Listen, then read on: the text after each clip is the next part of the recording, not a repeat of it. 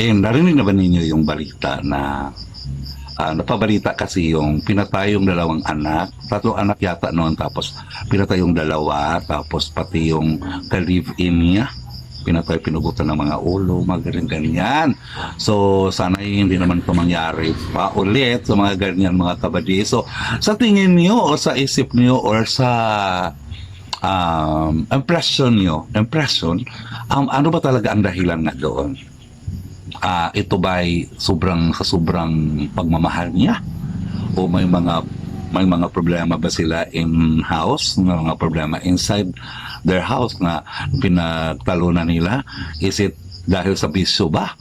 So palagay ko mangyayari kung ano mang rason meron sila, pero talaga pag ikaw or ang tao ang isang taong umiibig ng sobrang ibig o pag-ibig niya sa isang tao, ito din mangyayari sa sobrang selos, sa sobrang galit na, o di ba? Pero di na normal yung pati yung mga anak pinapatay niya.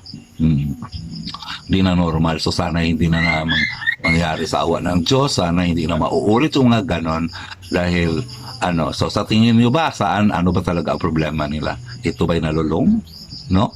So sana tayo hindi maging ganon din, guys. Kaya magdasal tayo lagi. Magdasal tayo lagi na maiwas tayo sa mga ganyan problema.